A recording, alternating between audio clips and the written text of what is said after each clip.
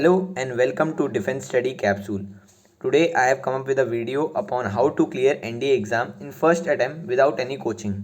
मुझे बहुत डिमांड आ रही थी इस वीडियो की कि एनडीए के लिए एक स्ट्रैटेजी बताओ जिसमें विदाउट कोचिंग हम कैसे क्लियर कर सकते हैं विद इन 4 मंथ्स। सो मैं एनडीए 2 के लिए आपको एक स्ट्रैटेजी बताता हूँ। It is a very useful strategy. मैं आपके सारे डाउट्स क्लियर कर दूंगा। मैंने सारे डाउट्स ले रखे हैं एंड एक एक करके हम उन डाउट्स को डिस्कस करेंगे और उनके सोल्यूशन पे भी बात करेंगे। How to start. First question क्या होता है कि कैसे शुरुआत करें।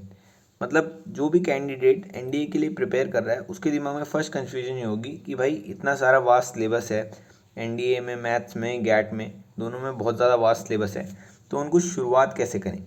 सो फर्स्ट ऑफ ऑल जो मैं स्ट्रैटेजी फॉलो करता था जब मेरा एनडीए एग्ज़ाम आने वाला होता था, जैसे 4 महीने बच गए, 5 महीने बच गए, तो मैं क्या करता था ताकि मुझे पता लग जाए कि मेरी प्रिपरेशन कैसी है इस समय, मैं एक मॉक टेस्ट पेपर सॉल्व करता था।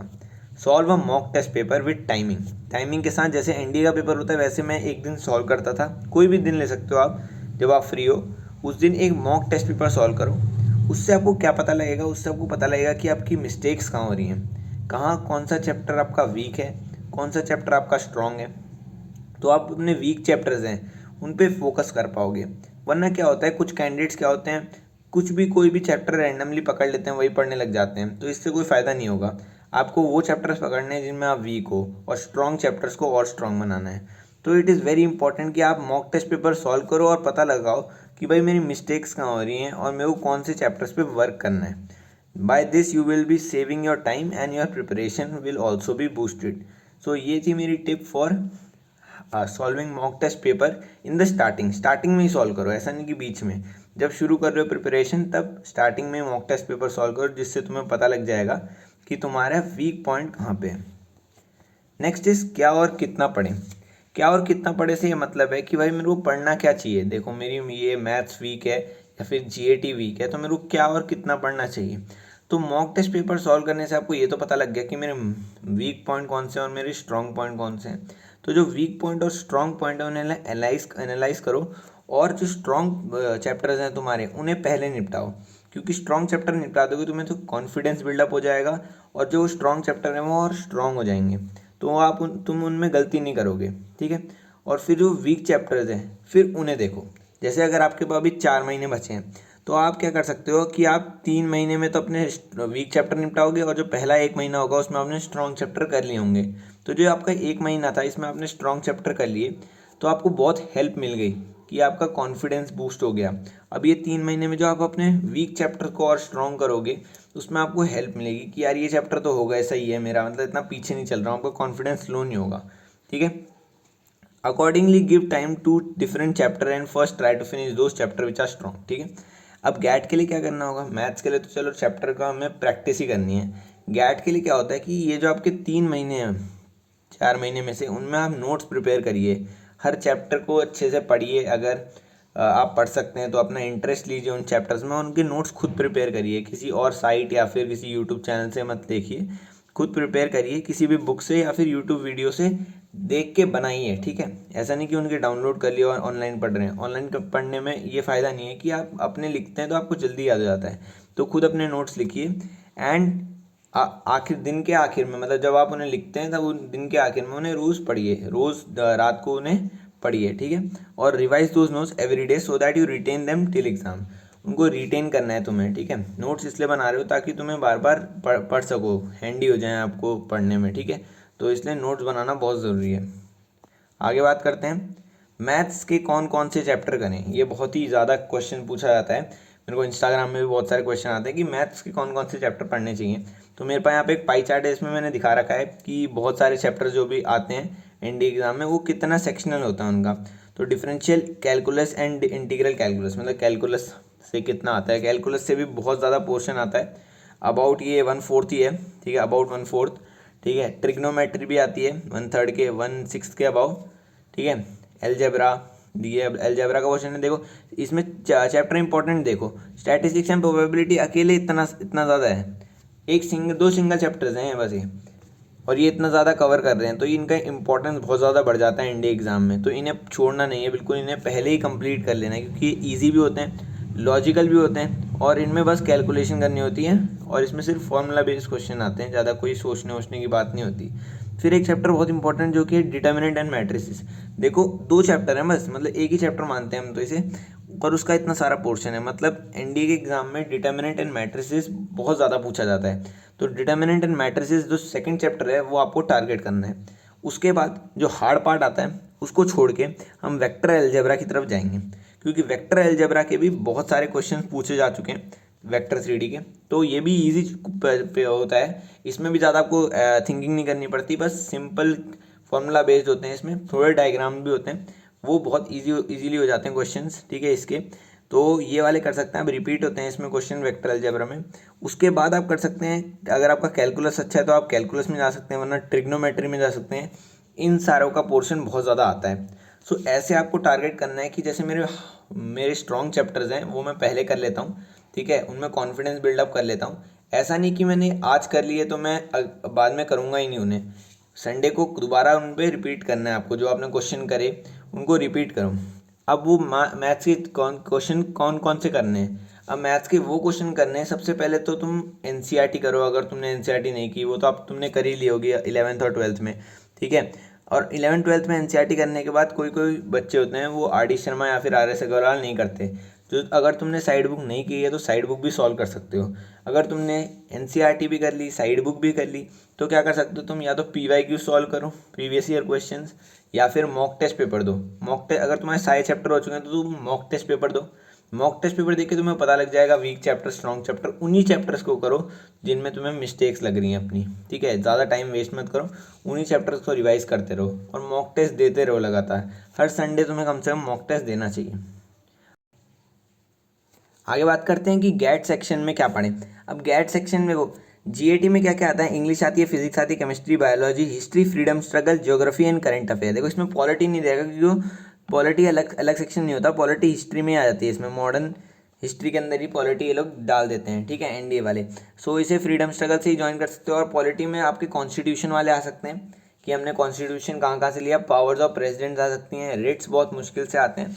तो पॉलिटी का भी कुछ पार्ट आता है, ठीक है, ये थोड़ा पुराना हो सकता है। इंग्लिश का बात करें तो इंग्लिश का पोर्शन सबसे ज़्यादा होता है, 50 क्वेश्चन इंग्लिश के आते हैं, हमें सबको पता है।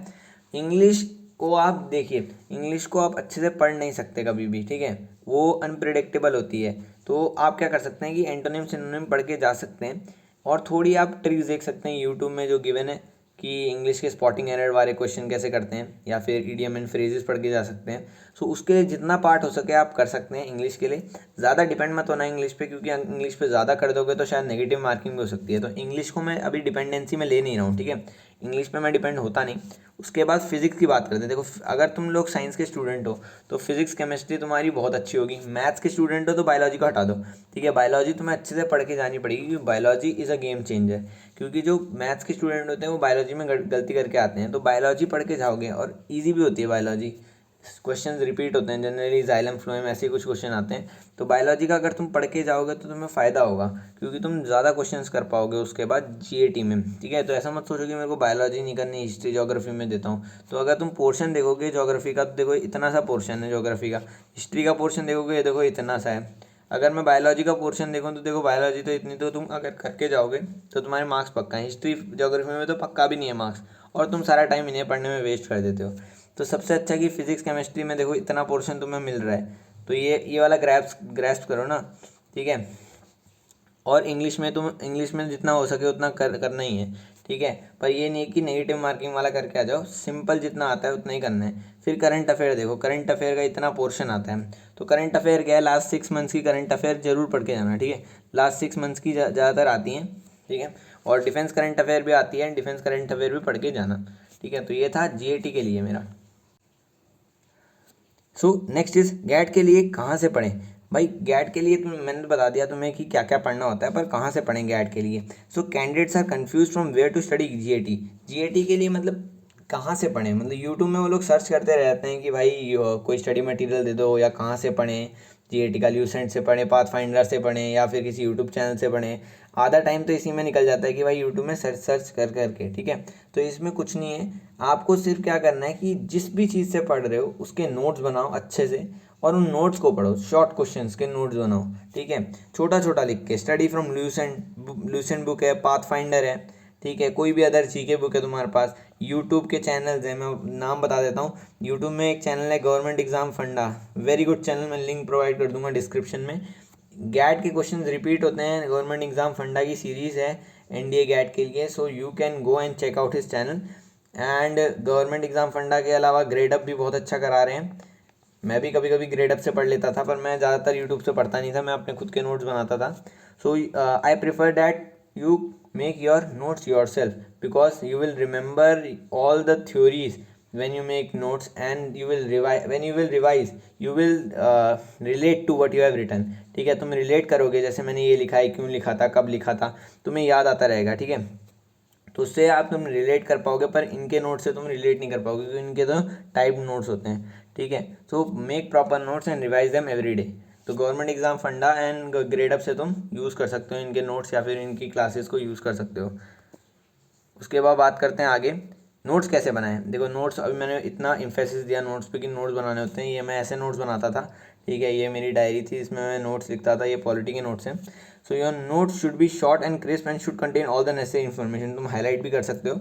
देखो मैंने यहाँ पे स्केड्यूल्स के नोट्स बनाए और मैं बहुत छोटा छोटा लिखता था कि ये शेड्यूल, ये क्योंकि यूपीएससी थोड़ी है भाई, एनडीए एग्जाम है, तो छोटा छोटा एक वन लाइनर पूछेंगे ना, मतलब एक क्वेश्चन मतलब एमसीक्यू लेवल का ही आएगा, तो तुम्हें थोड़ी नॉलेज होनी चाहिए, बस ईयर वीयर इतने पूछे नहीं जाते हैं, बस उनकी पावर्स पूछी जा सकती हैं, प्रेसिडेंट्स की आर्टिकल्स पूछे जा सकते हैं, जैसे मैंने आर्टिकल लिख रखा है यहाँ पे 17 एंड्स अनटचेबिलिटी, सो ऐसे पूछे जा सकते हैं। So you should make your notes own notes rather than taking notes from anybody else और from any channel, because it will, if you make your own notes then it will be easy for you to learn them. तुम्हारे लिए easy हो जाएगा learn करना, ठीक है। ऐसा नहीं कि दूसरों से नोट्स नहीं लेना, दूसरों से भी ले सकते हो, पर उन्हें खुद भी लिखो, फिर दोबारा खुद लिखो अपनी कुछ कॉपी में या फिर डायरी में, ताकि तुम्हें याद हो जाए वो, ठीक है। तो ये स्ट्रैटेजी फॉलो करना। अब बुक्स कौन सी पढ़ें, बुक्स कौन सी पढ़ें भाई, it is very important that you select the right books. कोई कहता है कि भाई पाथ फाइंडर अब ओल्ड हो गई है, मतलब बहुत पुरानी लेवल की हो गई है और अब इससे क्वेश्चंस आते नहीं है, तो मैं बता दूं पाथ फाइंडर का पढ़ने का सही तरीका किसी को पता ही नहीं होता, और वो लोग कहते हैं कि पाथ फाइंडर से कुछ नहीं आता। तो पाथ फाइंडर भाई बहुत इंपॉर्टेंट बुक है, अगर तुम एनडीए के लिए प्रिपेयर कर रहे हो अभी तक, path finder is useful for clearing NDA examination, ठीक है, अभी भी यूज़ होती है। उसके बाद अगर तुम्हें पाथ फाइंडर सही नहीं लग रही तो तुम क्या कर सकते हो, प्रैक्टिस सेट सॉल्व कर सकते हो। मैंने बोला मॉक टेस्ट पेपर कहाँ सॉल्व करने, तो अरिहंत के मॉक टेस्ट पेपर सॉल्व कर सकते हो। ये प्रैक्टिस सेट है जो अमेजोन पे मिल जाएगी तुम्हें, या कहीं पे भी शॉप में मिल जाएगी। उसके बाद तुम एस चांद की या आर एस अग्रवाल की, यहाँ पे आर एस अग्रवाल की एनडीए एनए के लिए मैथमेटिक्स की बुक यूज़ कर सकते हो, ये भी अच्छी बुक है। पाथ फाइंडर के अलावा ये यूज़ कर सकते हो तुम लोग, या फिर किसी यूट्यूब चैनल से तुम सॉल्व कर सकते हो, उनके डीपीपी सॉल्व कर सकते हो, या फिर कोई भी जो प्रॉब्लम्स देते हैं वो सॉल्व कर सकते हो, ठीक है। कहीं से भी पढ़ो, पर यू शुड बी कंसिस्टेंटली पढ़ना पड़ेगा तुम्हें हर चैप्टर्स को, एक बार नहीं 2 3 4 बार तुम्हें रिवाइज करना पड़ेगा सारी थ्योरी को, तभी तुम्हें रिटेन होगा दिमाग में। गैट के लिए भी तुम्हें यही है कि नोट्स बना के हर दिन तुम्हें रिवाइज करने पड़ेंगे। जैसे तुमने आज एक नोट्स बनाए एक चैप्टर के, तो उस चैप्टर को तुम रोज़ रिवाइज करोगे हर दिन अगले, ठीक है। तो जितने नोट्स बनाते जाते हो उतने रिवाइज भी करते रहना। आगे बात करते हैं how to study from YouTube. This is a very important question जो सब पूछते हैं कि भाई अगर मैंने कोर्स नहीं ले रखा कोई, तो मैं यूट्यूब से कैसे पढूं। अब देखो अगर तुम्हें किसी भी चैनल से, मैं मान लो कोई भी चैनल हो गया, वेदांतु हो गया, अनअकैडमी हो गया, ठीक है, एग्जामपुर हो गया, इनसे तुम्हें समझ आ रहा है कि भाई मैथ्स के टॉपिक मुझे समझ आते हैं, तो उनकी क्लासेस लो। पर I will suggest that classes there are waste of time. वहाँ पे टाइम वेस्ट ज़्यादा होता है, ज़्यादातर पढ़ाई कम ही होती है, मतलब 10 क्वेश्चन कराते हैं उसमें 1 घंटा लगा देते हैं। इतने में तुम कितने 50 क्वेश्चन सॉल्व कर दोगे, ठीक है। एनडीए के हिसाब से तुम्हें टाइम मैनेजमेंट आना बहुत ज़रूरी है, बिकॉज अगर तुम लोग टाइम मैनेज नहीं कर सकते तो पेपर में तुम क्वेश्चंस नहीं कर पाओगे। तो इससे अच्छा खुद प्रैक्टिस करो, कोई भी पेपर ले लो, कोई भी शीट ऑफ क्वेश्चंस ले लो, उनको प्रैक्टिस करो टाइम, एक सर्टेन टाइम गैप में, ठीक है। उनकी वीडियो ही तुम देख सकते हो। देखो 2x की स्पीड में तो कभी तुमने देख लिया कि यार कोई फार्मूला नहीं आ रहा है या फिर रिवाइज करना है, वन शॉट वीडियो देख ली, तो वन शॉट वीडियो तुम देख सकते हो, उतना टाइम निकाल सकते हो। बट ये नहीं है कि पूरा चैप्टर उसी से कर रहे हो, उन्हीं के साथ बैठ के क्वेश्चन कर रहे हो, उनके साथ बैठ के क्वेश्चन नहीं करना, ठीक है। खुद क्वेश्चंस करो, उनका थ्योरी देख लो, बस थ्योरी देख ली उसके बाद खुद क्वेश्चंस करो, ठीक है। GAT is very important, GAT के लिए बहुत इंपॉर्टेंट है यूट्यूब। देखो यूट्यूब से पढ़ना बहुत ज़रूरी है जीएटी के लिए। सिर्फ तुम कॉपी से या फिर बुक से नहीं पढ़ सकते, क्योंकि बुक में बहुत ज़्यादा थ्योरी होती है, तुम्हें पता भी नहीं लगेगा कितना पढ़ना है कितना नहीं पढ़ना। तो जीएटी के लिए यूट्यूब बहुत इंपॉर्टेंट हो सकता है, ठीक है। इसमें यूट्यूब में बहुत सारे चैनल हैं, ग्रेड अप इनकी सीरीज़ चल रही है, ग्रेड अप, गवर्नमेंट एग्जाम फंडा, अनअकैडमी, इनकी सीरीज़ चल रही है, इनका यूज़ कर सकते हो तुम। पर उन्हीं सीरीज़ में जाना जिनमें क्वेश्चन कराए जाते हैं। ऐसा नहीं कि तुम थ्योरी पढ़ने जा रहे हो वहाँ पे भी, वहाँ थ्योरी नहीं जाना है, वहाँ पे सिर्फ क्वेश्चंस पढ़ने जाना है, ठीक है। क्वेश्चंस में ही आपको थ्योरी रिवाइज हो जाएगी, क्वेश्चन से ही तुम नोट्स भी बना सकते हो। जैसे उसने क्वेश्चंस का आंसर बताया, वो एक्सप्लेन भी करते हैं। तो उन्हीं सीरीज़ में जाना जो क्वेश्चंस कराते हैं, रेदर देन गिविंग थ्योरी में नहीं जाना भाई। थ्योरी हमें क्या करनी है, हमें आईएएस का एग्ज़ाम देने रहे, हमें क्वेश्चंस चाहिए, क्वेश्चंस का एक्सप्लेनेशन लिख लेना नीचे। तो ये बहुत इंपॉर्टेंट है कि तुम कौन से यूट्यूब चैनल में जा रहे हो। तो सही यूट्यूब चैनल में जाना जो ऑथेंटिक हो और जो अच्छे से कराते हैं प्रिपरेशन, ठीक है। Grade up, Unacademy, Exampur warrior अच्छा कंटेंट प्रोवाइड करते हैं मेरे हिसाब से, ठीक है। अब मॉक टेस्ट पेपर सॉल्व कैसे करें। It is very important to solve mock test paper for NDA. NDA के लिए अगर तुमने मॉक टेस्ट पेपर सॉल्व नहीं किए तो बहुत ही मुश्किल है एनडीए एग्ज़ाम क्लियर करना, क्योंकि वहाँ पे मैनेज नहीं हो पाता टाइम, ठीक है। टाइम मैनेज करने के लिए मॉक टेस्ट पेपर सॉल्व करा होना ज़रूरी होता है।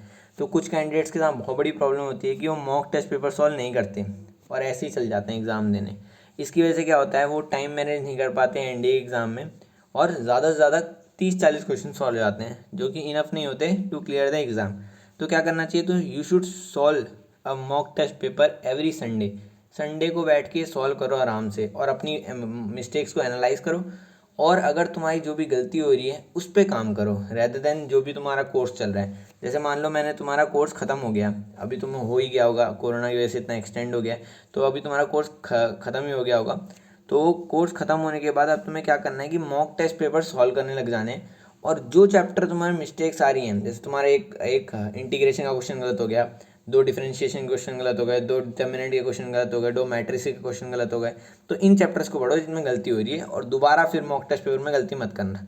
अगर तुम बार बार गलती कर रहे हो तो 1-2 दिन दो उस चैप्टर को, दोबारा करो, उसके क्वेश्चन सॉल्व करो, उनकी ट्रिक्स देखो, ठीक है। तो ये सब करना है, इससे आपको पता लग जाएगा कि किस चीज़ में वीक हूँ। जीएटी का भी अगर तुम्हारे एक सेक्शन से क्वेश्चन गलत हो रहे हैं, मान लो बायोलॉजी सेक्शन से क्वेश्चन गलत हो गए, तो बायोलॉजी के क्वेश्चंस करो, बायोलॉजी की थ्योरी देखो कि ये है क्या, ठीक है। क्वेश्चंस करो बार बार, ठीक है। तो ये करना है। दोस्त हु आर फिनिश्ड, मैंने बता दिया कि प्रिपरेशन फिनिश हो गई है, तो मॉक टेस्ट पेपर में ज़्यादा ध्यान दो, रेदर देन बार बार पढ़ने से क्या होगा, तुम्हें प्रेशर आएगा, यार पूरा तो पढ़ लिया, अब दोबारा पढ़ना पड़ा है। इससे अच्छा मॉक टेस्ट पेपर सॉल्व करो, करंट अफेयर पढ़ते रहो, जीएटी के नोट्स रिवाइज करते रहो, और मैथ्स के लिए वही क्वेश्चंस करते रहो मॉक टेस्ट पेपर के टाइम के साथ, पर टाइम लगा के करना बहुत ज़रूरी है।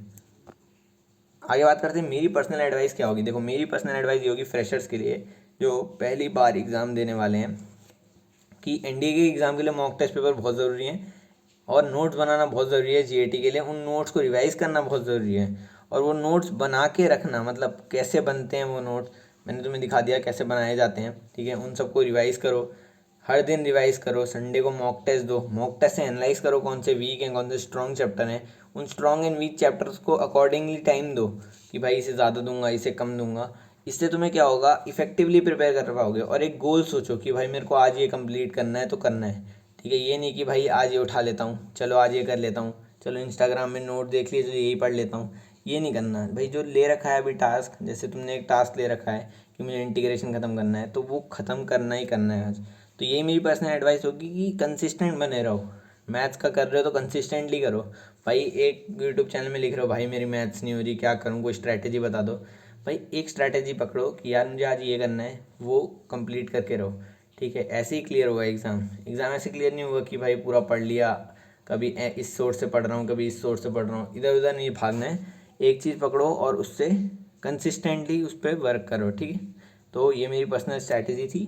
And join the Telegram group, link is in description. Telegram group में हम लोग एसएसबी की क्या बोलते हैं प्रिपरेशन कर रहे हैं, और रिटर्न के लिए भी हमारे पास एक चैनल है, उसका भी मैं लिंक डाल दूंगा। उसमें मैं स्टडी मटेरियल एंड स्ट्रैटेजीज बताता रहता हूँ।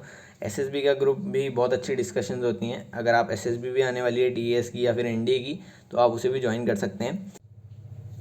So this was my video upon how to prepare for your NDA examination. Hope you like the video. If you like the video, share it with your friends, and if you are new to the channel, subscribe to the channel and press the bell icon, and support the channel because we are coming with great content upon SSB preparation and NDA examination. So if you like the video, do like, share and subscribe. Thank you for watching. Jai.